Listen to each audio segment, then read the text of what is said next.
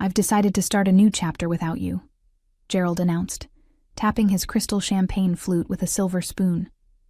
His words cut through the wedding reception like a knife, silencing the room of 200 guests instantly. I sat frozen, watching my husband of 35 years smiling down at me from the head table. Behind him, our son Jason and his new bride Vanessa stared in shocked silence. To my right, Cynthia Preston, Gerald's executive assistant, attempted to hide a victorious smirk behind her napkin. "My name is Eleanor Briggs, and at 60 years old, I never imagined my husband would choose our son's wedding reception to announce he was leaving me." The ballroom at the Grand Pavilion Hotel in Nashville suddenly felt airless, as if every molecule of oxygen had been sucked out by Gerald's words. My hands trembled slightly, but I refused to crumble. The weight of hundreds of eyes pressed upon me, family, friends, colleagues, all waiting for my reaction, for the inevitable breakdown. The silence stretched on for what felt like eternity, though it was probably only seconds. With steady hands, I raised my glass, meeting Gerald's eyes directly. "To new beginnings for us both," I said, my voice clear and unwavering. Then I took a careful sip of champagne. A few nervous laughs and whispers rippled through the crowd. Gerald's confident smile faltered slightly. He'd expected tears, screaming perhaps, or a humiliated retreat. My calmness clearly unsettled him. I rose from my chair with deliberate grace, smoothed the silver silk of my mother-of-the-groom dress, and walked over to Gerald's place-setting. From my evening bag, I withdrew a sealed manila envelope and placed it beside his half-eaten slice of wedding cake. "You'll want to review this privately," I said quietly, for his ears only. "Though I suspect privacy will soon be in short supply for you." His eyebrows furrowed in confusion as I turned away. I made my way to Jason and Vanessa, kissed them both on the cheek, and whispered, "I'm sorry about this. I love you both. Please enjoy your evening. This changes nothing about how proud I am of you." With that, I walked out of the ballroom, head held high. Only when I reached the quiet sanctuary of the hotel elevator did I allow myself to exhale fully. Inside my purse, my phone vibrated. It was a text from my attorney confirming that everything was in motion. "It's done," the message read. "Board notification complete. Divorce petition filed tomorrow morning." As the elevator doors closed, I caught a glimpse of my reflection in the polished brass. I looked different somehow, older perhaps, but also lighter, as if a burden I'd carried for years had finally been set down. I'd spent decades being Gerald Briggs's wife, the elegant, supportive partner who had transformed him from an ambitious middle manager into the CEO of Tarnwood & Vale, one of Tennessee's most prestigious investment firms. I had organized charity events, hosted dinner parties for clients, and cultivated the perfect image of corporate success, all while raising our 2 children and burying my own aspirations. In the beginning, we truly were partners.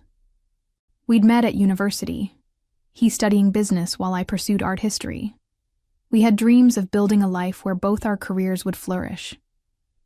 But one opportunity after another pulled us toward his path, and somewhere along the way, my dreams became footnotes to his success story. "Just until Jason starts school," Gerald would say. "Just until this promotion comes through.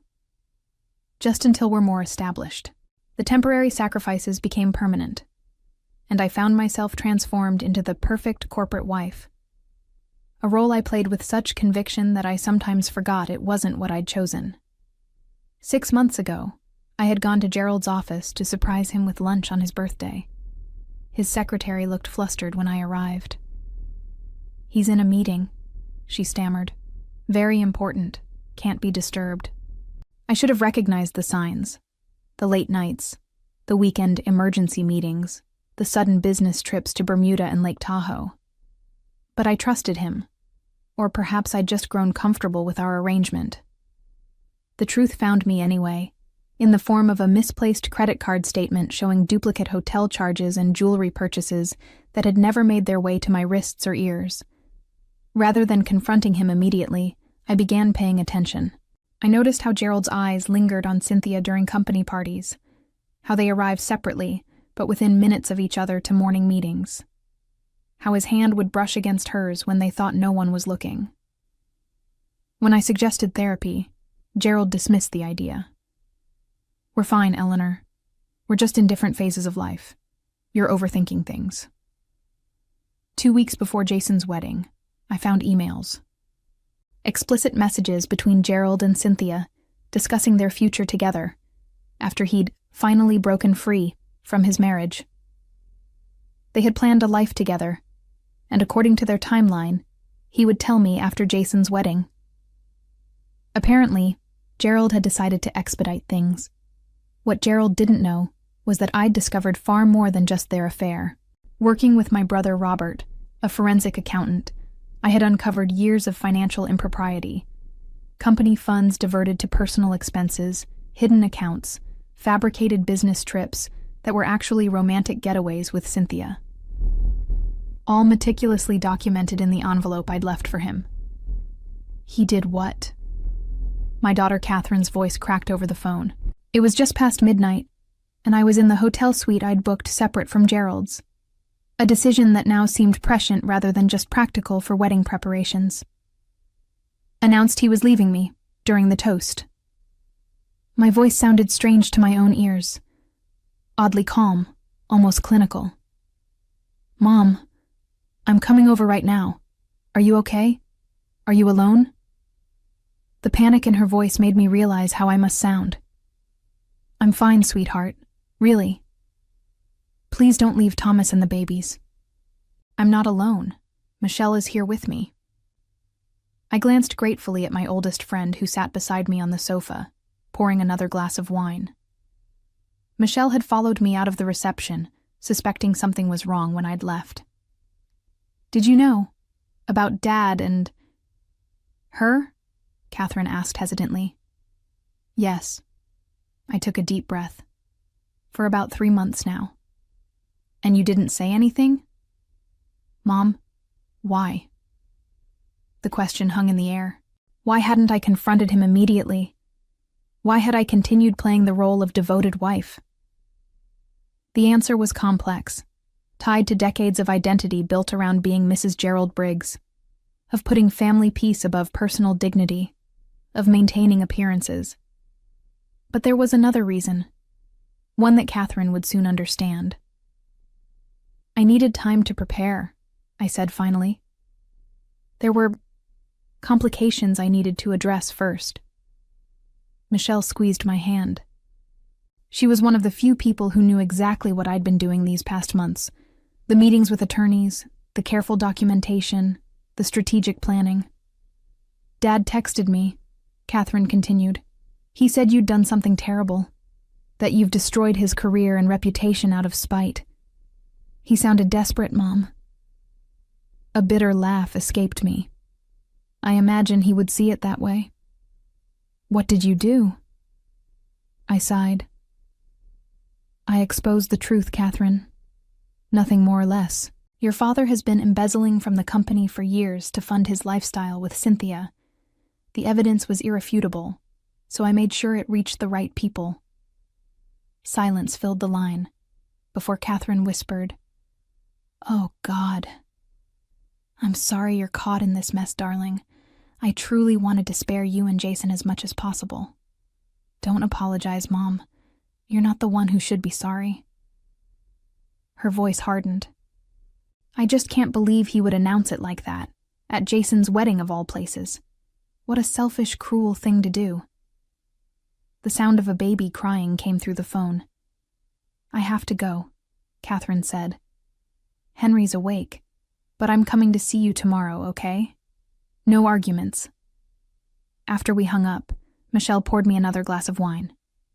"To the liberation of Eleanor Briggs," she said, raising her glass. I clinked my glass against hers. "To reclaiming my life, and my name," I replied. The day after tomorrow, I would file paperwork to resume using my maiden name, Reynolds.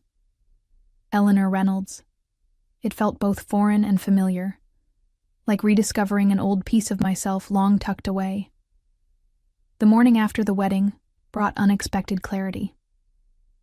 I awoke to 32 missed calls, from Gerald, from friends, from Jason, and most surprisingly, from several board members at Tarnwood and Vale.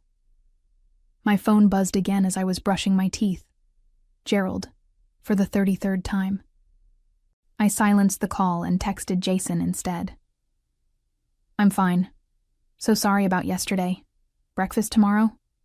His response came quickly. "Dad's freaking out. What was in that envelope?" "The truth," I replied simply. "Tell him to call his attorney instead of me." I had barely set my phone down when the hotel room phone rang. The front desk informed me that Gerald was in the lobby, demanding to come up. "I'm afraid that won't be possible," I told the clerk. "Please inform Mr. Briggs that any communication should go through our respective attorneys." Michelle emerged from the guest bedroom, looking sleep-rumpled but determined. "What's the plan for today?" I smiled, surprising myself with how genuine it felt. "First, breakfast. Then I'm meeting with my attorney at 11 a.m. to finalize the restraining order. After that, I'm viewing apartments." "Restraining order?" Michelle raised her eyebrows. "A precaution. Gerald has a temper, especially when cornered." I didn't elaborate on the times I'd hidden bruises under long sleeves after particularly heated arguments, another secret I'd kept to maintain our perfect facade. We were halfway through breakfast when my phone rang again. This time, it was Olivia Jenkins, the chairwoman of Tarnwood and Vale's board of directors. "Eleanor, we need to talk," she said without preamble. "The board has called an emergency meeting for this afternoon. The allegations against Gerald are, well, frankly, they're explosive. We're bringing in outside auditors, but what we've seen already is deeply concerning." "I understand," I replied. "Thank you for the update." "There's something else," Olivia continued, her voice softening. "I owe you an apology. There were rumors about Gerald and Cynthia Preston that reached board level. We should have investigated more thoroughly." A chill ran through me. "How long have these rumors been circulating?" "Almost a year," she admitted.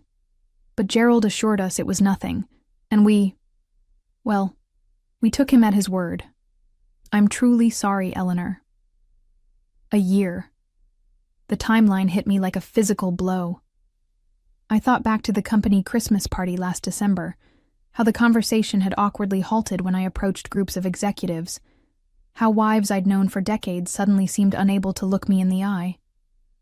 They had all known, or at least suspected, while I remained oblivious. After the call ended, Michelle studied my face. "Are you okay?" "No," I admitted, "but I will be."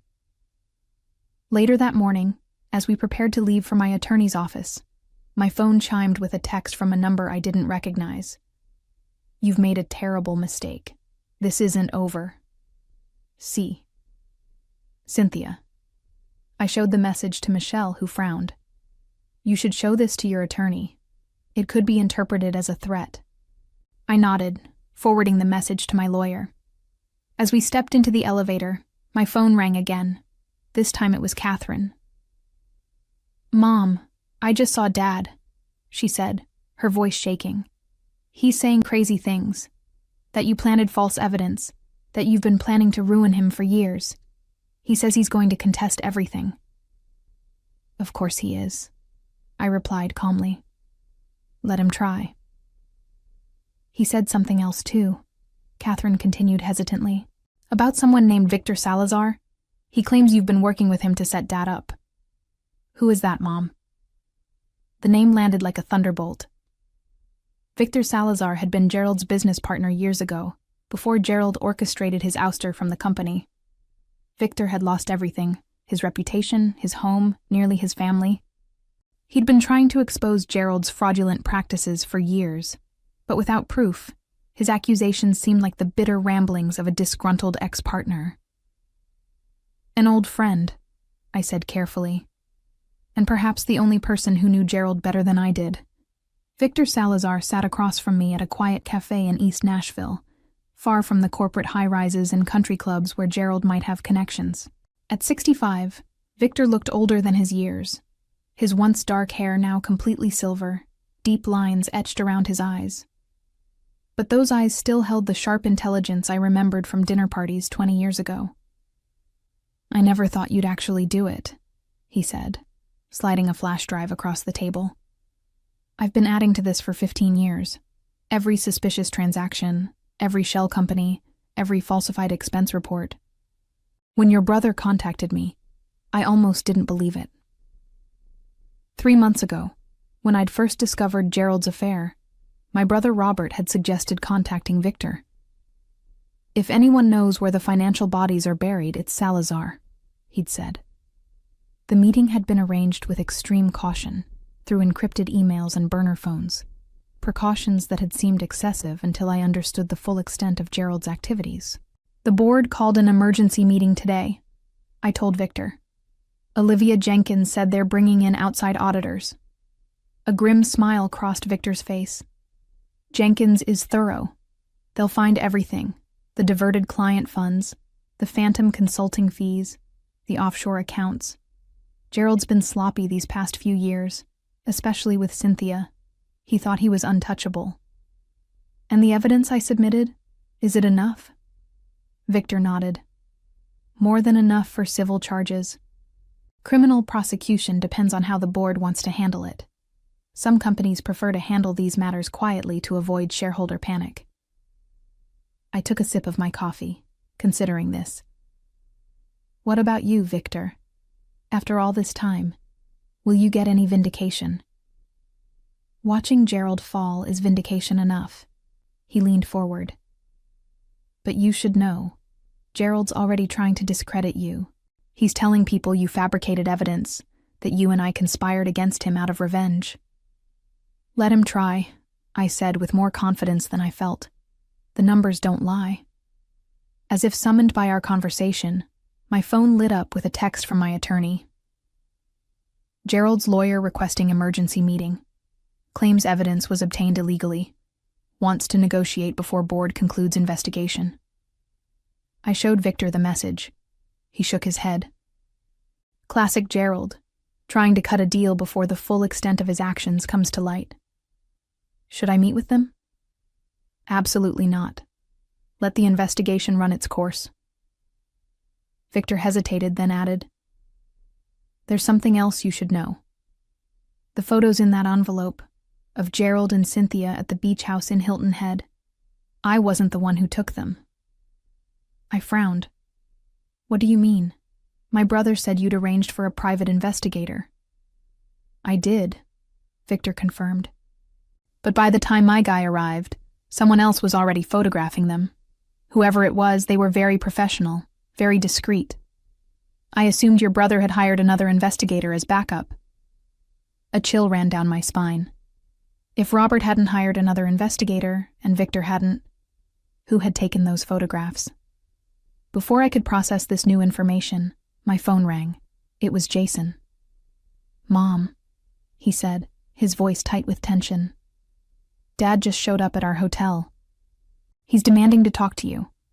Says he knows you and Victor Salazar are trying to frame him." There was a pause. "Is that true? Are you working with Salazar?" "Jason, it's complicated." "Is it true?" he insisted. "Yes," I admitted. "Victor has been helping me gather evidence." "God, Mom. Dad's saying you two planned this for years, that you've been involved. Please tell me that's not true." The accusation stung, even as I recognized it as a desperate attempt by Gerald to shift blame. "Of course it's not true. I only contacted Victor after I discovered your father's affair." "So you've had this planned since before the wedding?" The hurt in Jason's voice was palpable.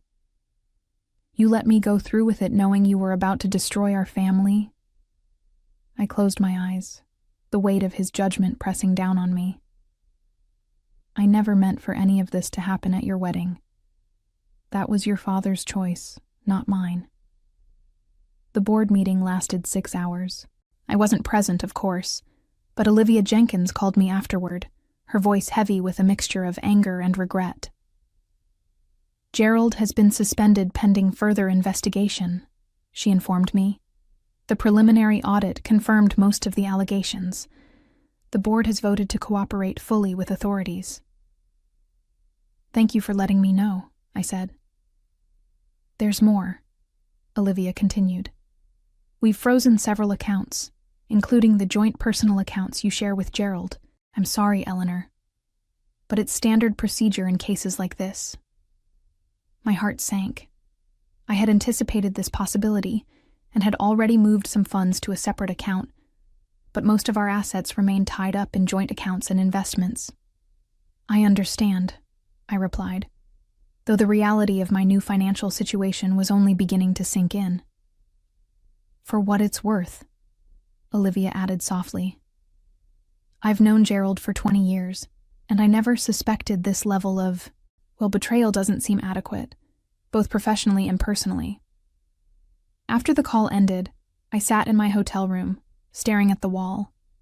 The past 48 hours felt surreal, as if I were watching someone else's life unravel. My lawyer had advised me to remain in Nashville until the initial legal proceedings were underway, but the hotel was becoming increasingly uncomfortable. Gerald had attempted to enter my room twice more, forcing management to post security in the hallway. A knock at the door startled me. "Mom? It's Catherine." I opened the door to find not only Catherine but Jason as well, both looking exhausted and conflicted. "We needed to see you," Catherine said, stepping inside, "to hear your side directly." Jason followed, his expression guarded. "Dad's saying some pretty wild things, about you and Victor Salazar conspiring for years, about you setting him up." I gestured for them to sit. "I imagine he is. Your father is desperate right now." "So it's not true," Jason pressed. "I only contacted Victor 3 months ago, after discovering your father's affair with Cynthia. Victor had evidence of financial misconduct that I didn't have access to. That's the extent of our conspiracy," I explained. Catherine leaned forward. "Why didn't you just confront Dad when you found out about the affair? Why go through all this?" "Investigation." I considered how to explain the complex calculations I'd made in those first shocking days after discovering the affair. How I'd realized that a simple divorce would leave me financially vulnerable. How Gerald would likely use his position and connections to control the narrative and minimize any settlement. "Because your father wouldn't have faced any real consequences," I said finally. "He would have divorced me, married Cynthia, kept his job and most of our assets. I would have been left with whatever he deigned to give me." I paused, meeting their eyes. After 35 years of supporting his career at the expense of my own, after raising his children and building his social network, I deserved better than to be discarded so easily. Jason rubbed his temples. "I get that, Mom, I do. But this, what you've done, it's going to destroy him. His career is over. He might face criminal charges. Those are the consequences of his actions, not mine," I replied firmly. "I didn't create fake evidence. I simply exposed what he was actually doing." Catherine reached for my hand. "The timing, though, during our wedding toast, that was cruel, Mom." "That was your father's decision, not mine," I reminded them. "My plan was to file for divorce quietly after you returned from your honeymoon. Gerald chose that moment to humiliate me publicly. I simply had my response ready." Jason sighed heavily. "This is such a mess. Vanessa and I haven't even opened our wedding gifts yet, and our parents are at war." "I'm truly sorry about that," I said, and meant it. "None of this is what I wanted for your wedding day." "Dad wants to meet with you," Catherine said suddenly, "to try and work things out privately before it goes any further." I shook my head. "There's nothing to work out.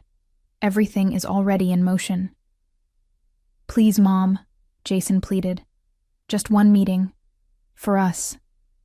I looked at my children's troubled faces and felt my resolve weaken slightly. "One meeting," I conceded. But only with lawyers present.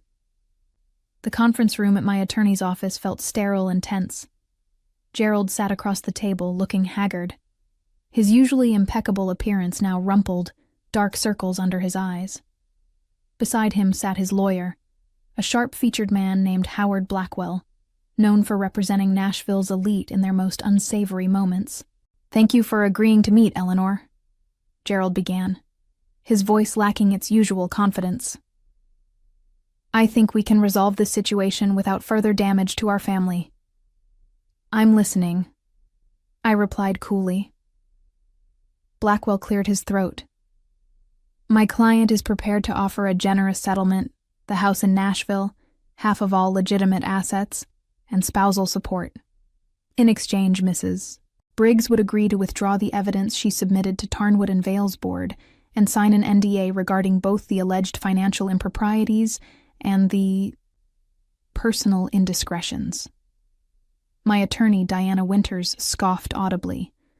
"My client doesn't control the board's investigation, which is already well underway. The evidence has been submitted and verified by independent auditors. You can't put that genie back in the bottle." Gerald leaned forward, desperation evident in his voice. "Eleanor, please. 35 years of marriage. Doesn't that count for something? This vendetta with Victor Salazar has gone too far." "This isn't about Victor," I said quietly. "This is about you stealing from your company to finance your affair, Gerald. About you lying to me for years. About you choosing to humiliate me at our son's wedding." "I made a mistake with the timing," he admitted, not meeting my eyes. "I was wrong to do it that way." "A mistake?" I repeated incredulously. "You brought your mistress to our son's wedding, seated her at the family table, and publicly announced you were leaving me. That wasn't a mistake, Gerald. That was cruelty." Gerald's face hardened. "And what you've done isn't cruel. You've destroyed my career, my reputation." "No," I interrupted firmly.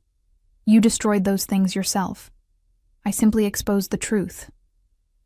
Blackwell intervened. "Perhaps we should focus on the settlement terms." "There will be no settlement," Diana interjected. "My client will accept nothing less than what she's legally entitled to. Half of all marital assets, including those hidden in offshore accounts, and full financial disclosure going back 10 years. Gerald's face flushed with anger. "This is about revenge, plain and simple. You couldn't stand that I found happiness with someone else, so you colluded with my enemy to ruin me." I stood up, suddenly weary of the conversation. "We're done here." The fallout happened faster than I expected. 3 days after our meeting, Gerald was formally terminated from Tarnwood and Vale. The press release cited financial irregularities and breach of fiduciary duty, corporate speak that barely hinted at the extent of his misconduct. By the end of the week, the FBI had opened an investigation into possible wire fraud and tax evasion. Our joint accounts remained frozen, and Gerald had been forced to move out of our Nashville home after the court granted my petition for exclusive use. I had rented a small apartment in downtown Nashville. Nothing fancy, but it was mine alone, the first space I'd chosen entirely for myself in decades. Catherine helped me move in, bringing essentials from the house and adding small touches to make it feel like home. "Have you heard from Dad?" she asked as we unpacked kitchen items. "Not directly," I replied. "His lawyer called to say he's staying with friends since the court ordered him to vacate the house." Catherine nodded, arranging mugs on a shelf.